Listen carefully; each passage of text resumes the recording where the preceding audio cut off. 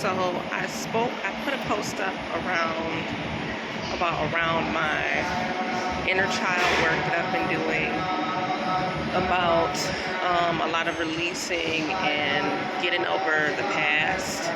And this sabbatical, that I want to call it, has been a part of that healing journey that I've been talking about. It's been releasing those relationships that don't serve me anymore. And it's not.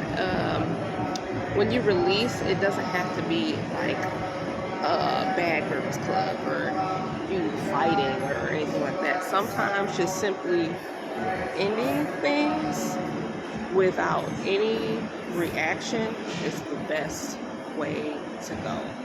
You just have to let it go and just do other things and say, hey, I love you no matter what. And you have to go and work on you. So that's what I'm doing.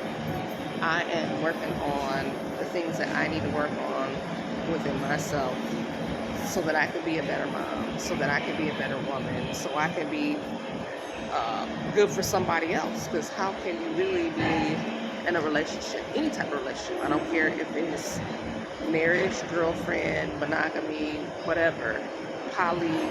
It doesn't matter what your relationship structure is. It only matters if you are healed enough to be in it and actually do some of the stuff that you need to do within that relationship, because nobody just gets to come into a relationship and bring no value with it. You're doing something, especially as somebody's mother. You're preparing that nourishment for your kids. So if you're broken and teary and passing on that energy to the food, what are your kids eating? Who are your kids joking around with and playing if you're cranky all the time and you're not happy with yourself, you're not happy with your life? It just takes a whole lot of inner healing when you really understand, oh man, I went through a lot and maybe I should take some time to address this stuff so I'm not, you might not be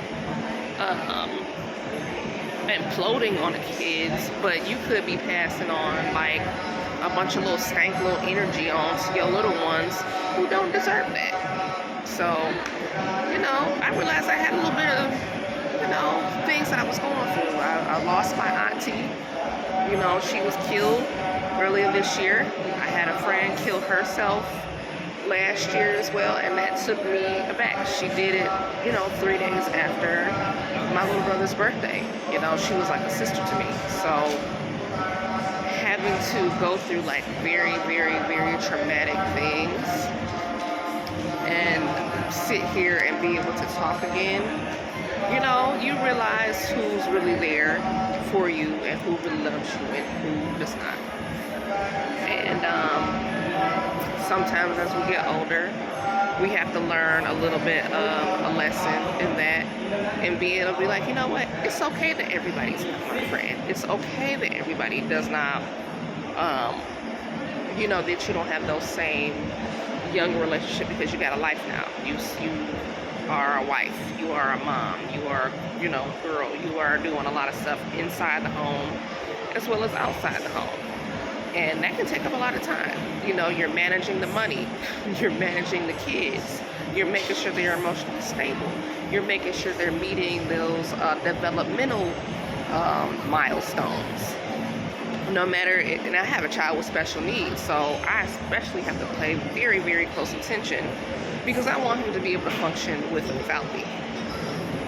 And I know being a parent is hard enough as it is with all the stuff that they're inundated with. There's stuff that you're like, damn, I wasn't ready for them to be asking me about this right now. But now you have to come up with a way to explain life to them in language they understand, with patience on top of that. And so that when they take the information, they too can go in and make, good decisions. So, I want everybody to know that a healing journey is not you're straight and then, oh my God, but it's all better. No, it takes time. I had to do this in chunks I went to traditional therapy. I went to my elders to talk about it.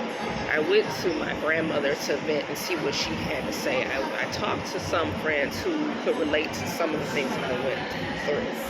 I went and had, my past life regressions, and I went to hypnotherapy training to see if I could help other people and maybe even help myself, because I wanted to be able to help my family. So I gave neighbors and friends and whomever wanted to have a past life regression on, because I'm like, who am I to gatekeep this information?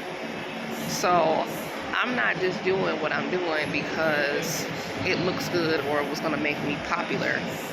I did these healing things and took on these modalities because they actually did help me. It helped me to understand a lot of stuff.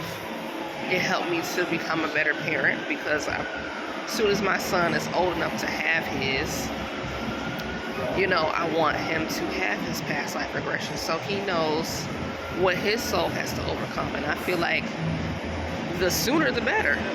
If I had gotten a past life regression when I was in my 20s instead of in my 30s, if I had come on a sabbatical like this in my 20s instead of in my 40s, then, I feel like you can pace yourself.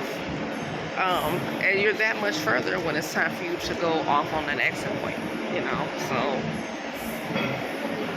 this is not easy. It's not easy. It's not glamorous. I don't have like 20-inch, sleeves in my hair no more. I'm not like got the full lashes on and stuff. And I love that kind of stuff, I got astrological placements where that's where I like to shine. I like to be flashy in my looks and stuff like that. But now is the time where I'm putting a lot of that stuff on hold, like the glitzy stuff, and I'm focusing on the inside.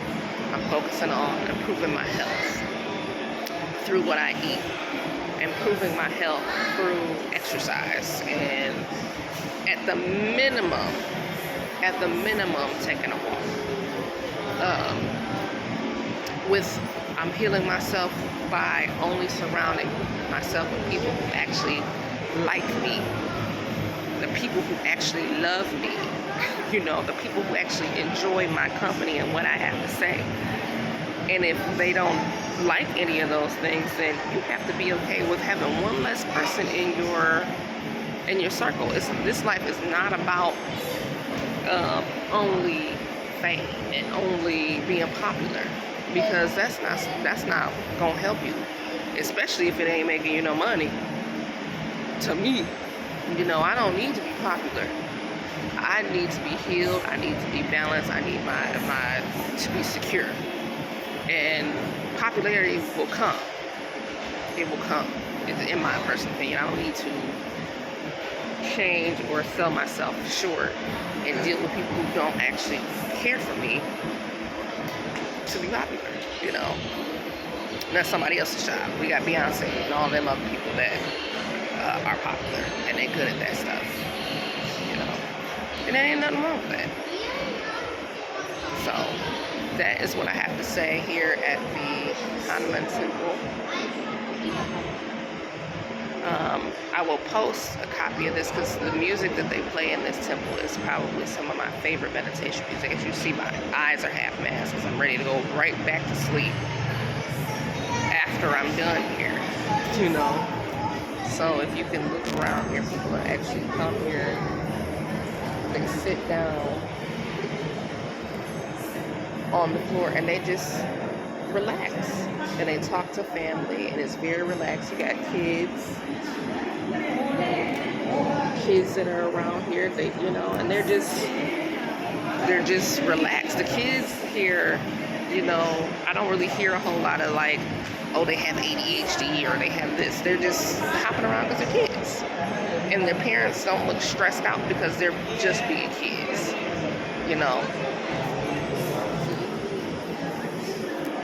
These kids are just here being kids, and these parents are, even though they don't have like all the bells and whistles, the women are still feminine. They still have makeup. They still dress classy. I'm noticing a lot about Southeast Asia and their culture, where it's like, oh, you don't have to be the you know, lack of a better word, the little thotty girl in order to be considered a woman. This woman right here, to me, is very feminine. She fully clothed and looks beautiful to me. She got on her earrings. She got on her nice, beautiful sari, nice material. You can still tell that she's a woman, and she not showing a lick of skin. And I respect that. I do. I really respect that. I'm respecting the culture. Granted, it might not be the fashion that I would necessarily choose from our culture, but they are beautiful nonetheless. You understand what I'm saying? So, when I come back here to Simple at Night, I'm going to take another video and I'm going to show you what the men and the women actually look like. They're properly dressed. The kids are behaved. They smell great. Their hair and skin are healthy. Because you can tell a stressed woman by her face. You can tell a stressed woman by how her hair looks. I don't see no woman coming out of the house looking like who did it with her and scrambling and scraping and got rollers and bonnets and all that other mess on. They are fully dressed. They do wear makeup, but it's not like over the top crazy or nothing like that. They just look like they're well put together. They're neat. And they look like women. This is amazing to me. Even the little bitty girls look like little girls. You know, they're not overtly like sexually looking or whatever. They look like pretty young ladies that wear dresses and, you know, got their hair combed really nice and cute. And that's kind of like what I'm looking at. I'm like, what do we got going on in America? We just doing the most for no reason. We don't even got to do all the stuff we think we got to do as women. We really ain't got to do all that shit. We really can calm the hell down. We really can sit the hell down. We really don't have to be working 20, 30 jobs if we don't want to. You can let the man go ahead and do his part. Look at this man. Might not be the style that I would necessarily pick, but the men look like men, the women look like women. They're neat, they're well dressed, and they're well mannered. And I don't see them out disrespecting each other at all. I haven't heard an argument since I've been here. Okay? I haven't heard a police car since I've been here. That's crazy. You know, I'm originally from the HOOD, y'all, where it's always a police car, it's always a fight, it's always an argument. I don't see them in this culture doing that mess. I don't see the women having to raise their voice and cuss nobody out. I don't see them fighting each other. Now, I'm not in a circle and saying they don't got no drama. It could very well be, but I don't see it on the outside. When I go home to the U.S., look at this lady. Look at her. Look at these women. Look at how they look. Look at how they look like women, and they don't look stressed. They don't look stressed, okay? That's what I'm saying about our culture, the difference. It's a very, very, very big difference between the women here and the women there. And I'm not saying that they're better than us. I'm just saying that they play in a position. They play in a position and they not stressed. I don't know what they do outside of here, but I can read energy. And the energy said they not stressing, they not arguing with nobody. They not yelling at their kids, stop, don't do that, da, da, da, da, da. They're very much maintaining in their feminine energy, is what my point is.